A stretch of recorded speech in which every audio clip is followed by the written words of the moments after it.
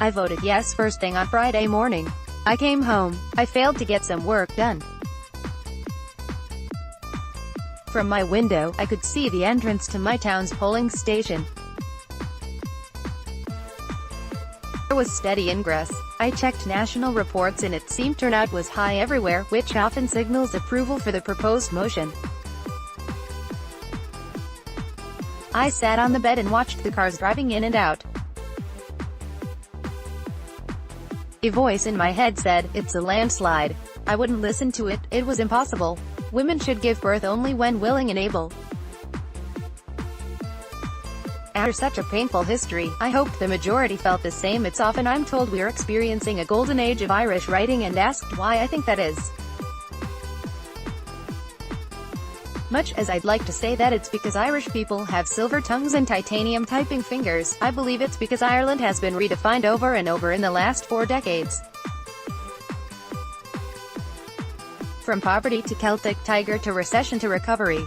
From a conservative view of marriage to resounding support for expansion of the constitutional definition to include same-sex couples.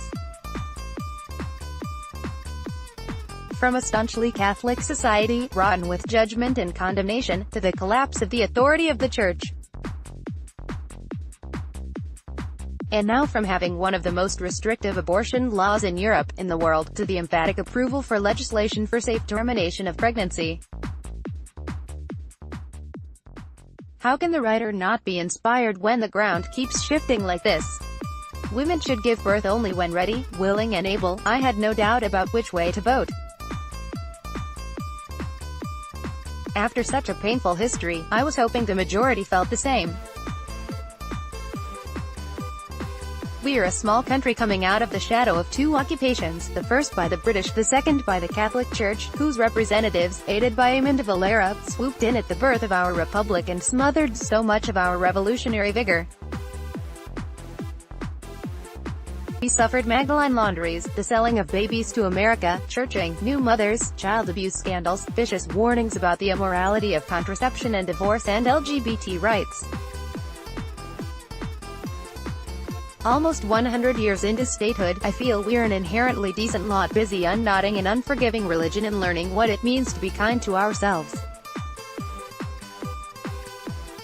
I have always explained to European neighbors and people of Irish descent that we are not some bastion of Christian piety but a nation of tolerant people who have seen much of the world and brought the best of it home with us. And still, the last few weeks of the repeal campaign rattled me. Q. The Eighth Amendment, Article 40.3.3 of the Irish Constitution, which prohibited abortion, will be replaced with a clause stating, "Provision may be made by law for the regulation of termination of pregnancy." The Irish government is planning to bring legislation before the Dáil, providing for abortion on request up to the 12th week of pregnancy, with a 3-day cooling-off period before medication is administered. The Prime Minister, Leo Varadkar, said he wanted the new law to be enacted by the end of the year.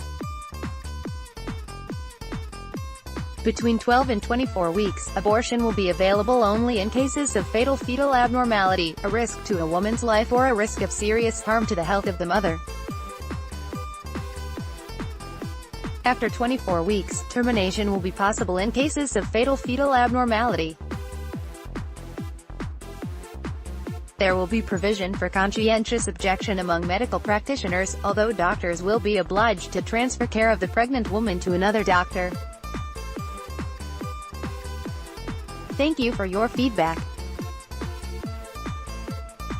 There was talk about swaths of shy no voters, of an underestimated urban-rural divide, of rejection of expert testimony, of new hatred shaped by all-right ideology.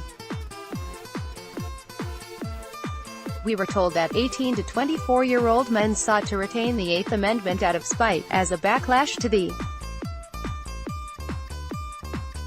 We were told that the tone of the Yes campaign was off-putting.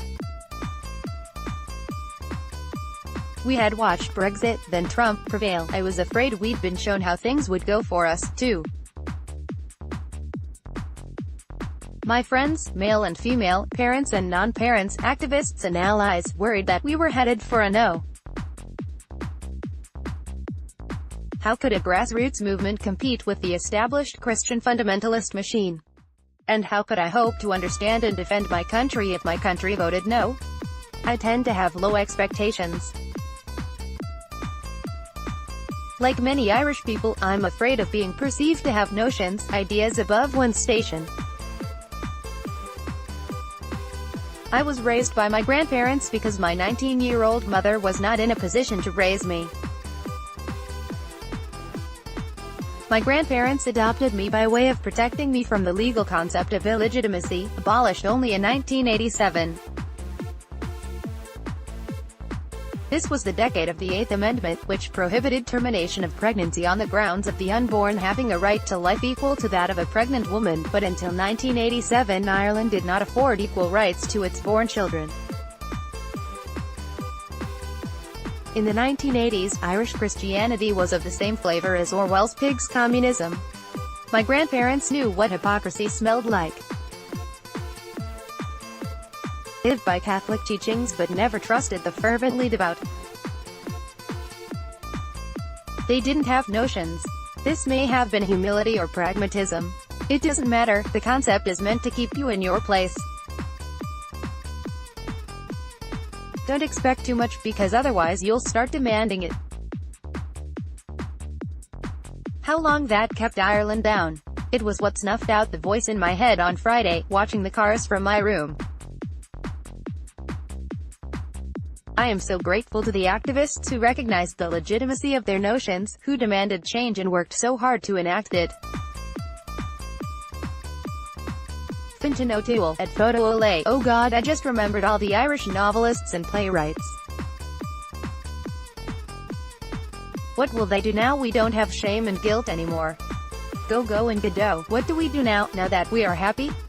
May 26, 2018. As a storyteller, I ask myself why I didn't heed the anecdotal evidence that we would have a yes majority. The Gather for Yes volunteers were reporting positive canvasses. My family and friends were yes voters. I saw repealed jumpers in my tiny Connacht town. My 16-year-old reported that their 18-year-old friends had registered so they could vote yes. Their parents were yes voters. Thousands came home to vote, including my friend Clara, who traveled from Tokyo to have her say. Low expectations, though. I didn't trust the signs. None of us did. And it turns out that we really are the liberal, empathetic, well-informed people I always swore we were. At the start of Saturday's live election coverage, broadcaster Brian Dobson said, "The country has not spoken, it has roared, and now it feels like anything is possible." So, as Fintan O'Toole tweeted, what will the Irish writers do now? We don't have shame and guilt anymore. What can't we do? We have started the first page of a sequel, with the same warm and wise and funny characters recovering from a brilliant twist no one had seen coming. Just after 10 p.m. on Friday the 25th of May 2018, the Irish Times exit poll was published. "It's a landslide," it said. The hand in which I held my phone was shaking. I read it again and went downstairs to tell my husband. "It's a landslide," I said. My voice wobbled. "For yes?" he asked. I put my hand on my forehead. I could only nod. We stared at each other, mouths open, eyes shining. Lisa McInerney is a novelist.